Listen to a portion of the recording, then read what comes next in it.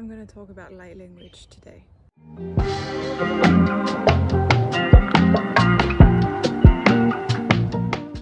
So light language is something that totally fell on me. I was not ready for it. I didn't know what it was.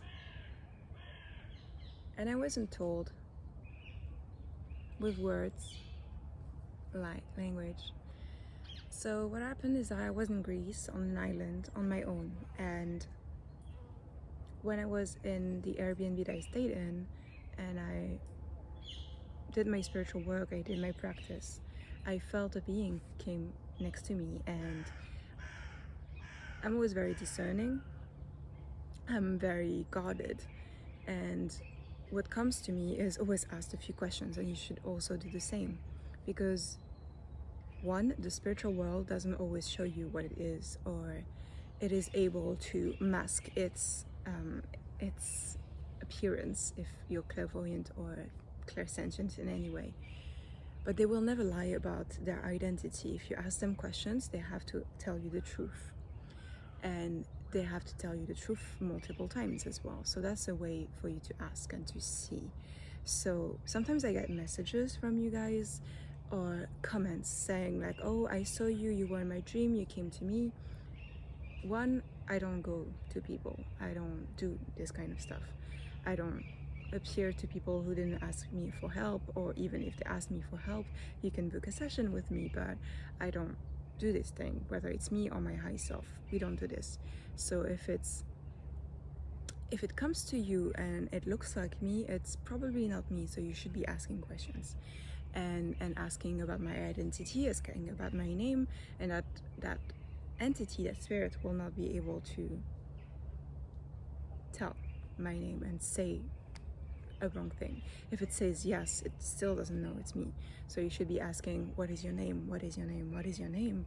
And then see what happens. And then you can email me and ask me for my real name, my full name, and then we'll see what happens. But I don't do this.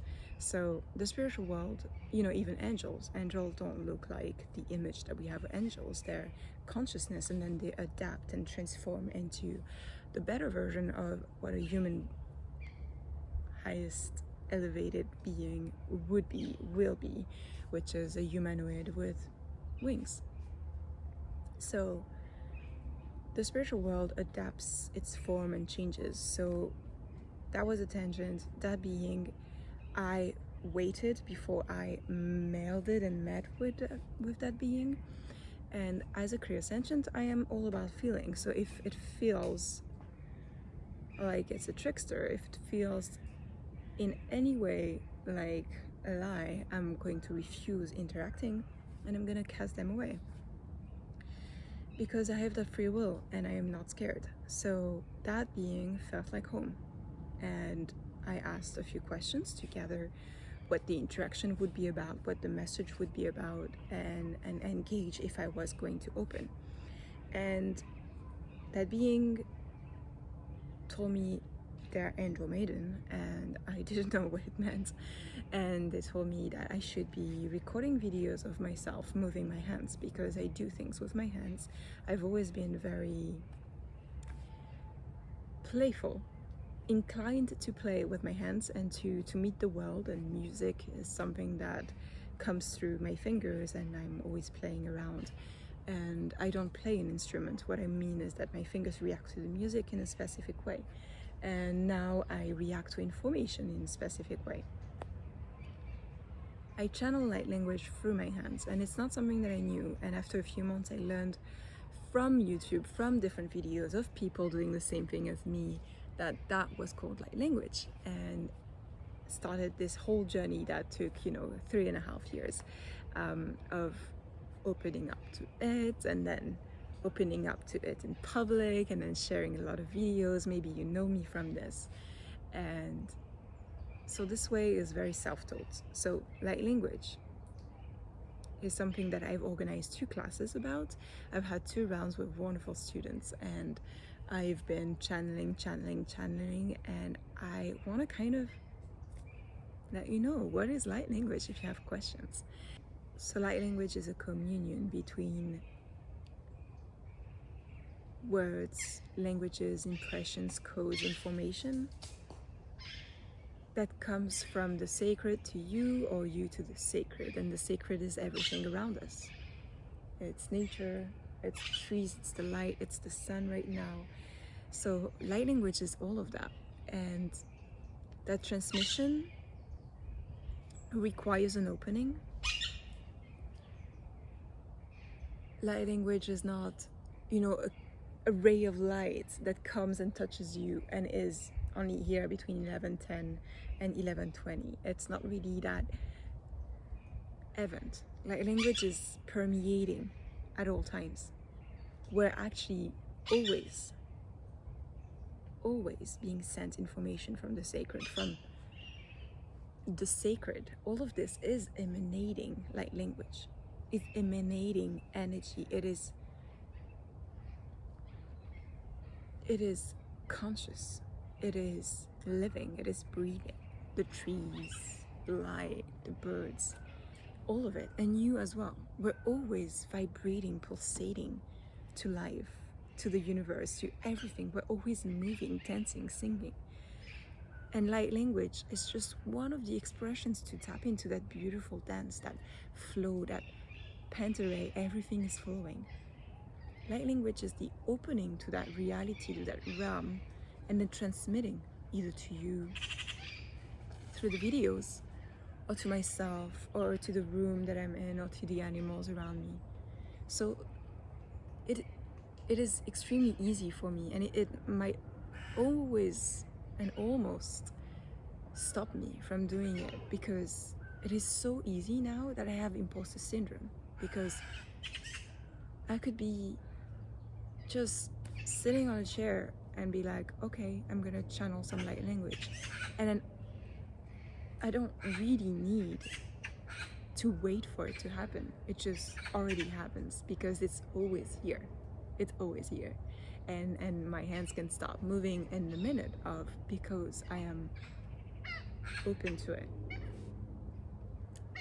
Light language is beyond the mental.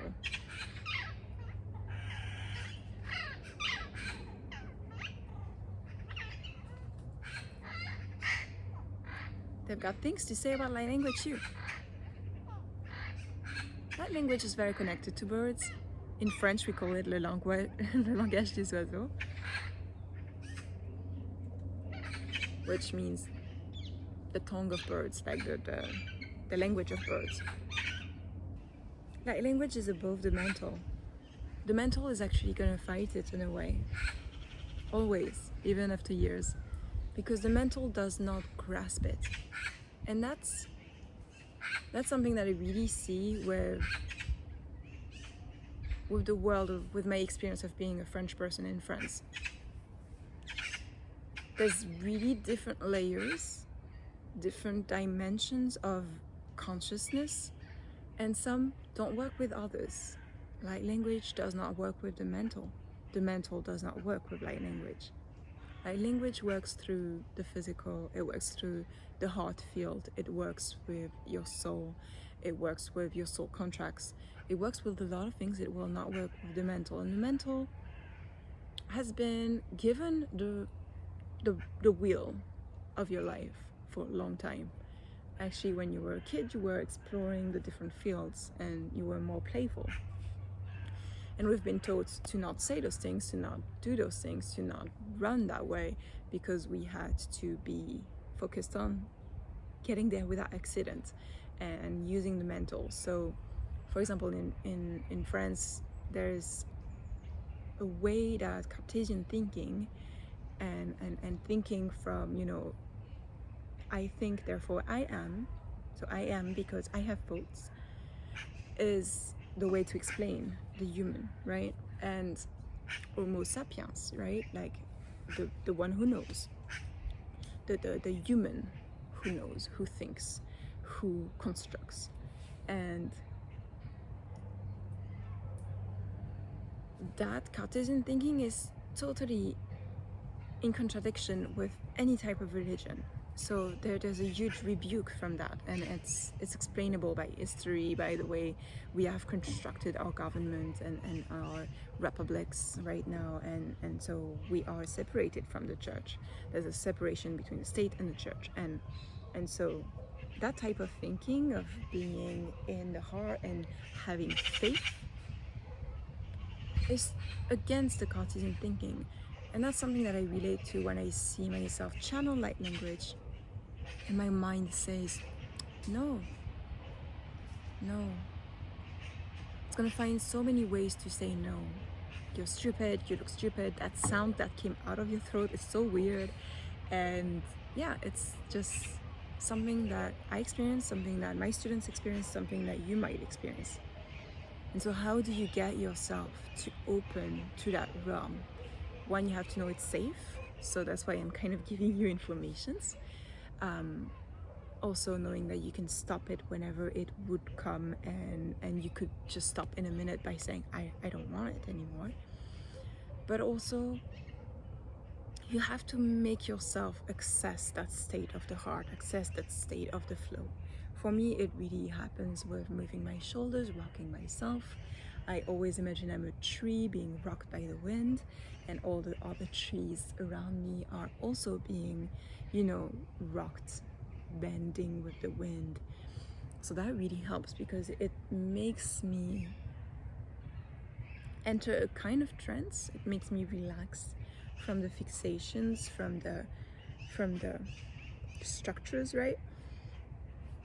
And that's why also my hands also very much helped me my way through light language, which comes through my words these days, comes through my voice, comes from very weird guttural sounds, or very intense screams or cries, or sounds of joy, elation, which is totally not something that we do these days in this society.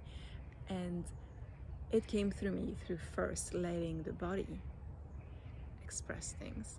So that's why you see videos of me, of my hands doing things. And lately,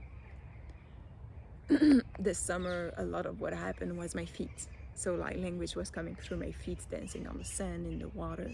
And I feel the need to have a drone at some point and just film my whole body do the dance and interact with the environment and channel the light language from top to bottom, from like the very top of my head till the very digits of the fingers of my feet. So I don't really know where this journey is taking me. It's going to take me on many different things where I have to be brave and to share that with the world, which is very triggering. But at the same time, there's a deep faith and a deep trust that this helps you and this helps other people. Now, you're someone who might have watched my light language and you might have felt it, and that's very beautiful to feel. I would love for you to try to respond to it. So watching a video, any light language video, and see if you respond to it, and let yourself flow with it, and let yourself dance with it, or move with it, or sing in union, in chorus with it. And then if that activates something within you, maybe the second advice would be to just sit in nature and be around trees and be in a space that feels like safety, and see, is there something? Is there an opening? Is there a way that you can enter a type of trance and you could start downloading it and transmitting it just for yourself? You don't have to share it anywhere, but seeing that, because feeling light language is wonderful. I love watching light language videos from others. It's such a beautiful cleanse, a beautiful energy, a transmission of what our bodies are able to do, or the sacredness within us, and because of the communion with the world.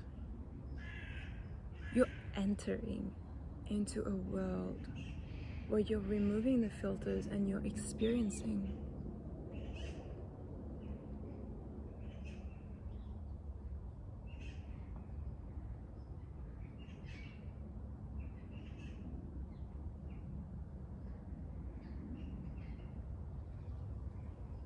Where you're experiencing it in a new way. Yeah, I highly recommend that. I highly recommend tapping into that and feeling it in your heart, and and seeing the changes that happen in your life, in your creativity, in your self-expression, in your liberation. It's a work of liberation, to let your body be freed, to let your body tingle, to let your body feel, to let your eyes be showered in sunlight and moonlight, to let the water caress you, to let the birds sing to you, to become that instrument of the sacred. It's not just light language, it's entering into communion with the pulse of life, with the dance of life, with the song of life. And life is all around you at all times. We're going somewhere. I hope this inspired you. I hope this connected with you. A little magpie. And I hope that you enjoy the shiny side of life. I hope that you seek that shine. I hope that you seek that light. I hope that you seek the light within you. Language is just a way to make that light an instrument of something that you can communicate to others. Others as in humans, as in birds, as in dogs, cats, horses, plants, the food you eat, everything.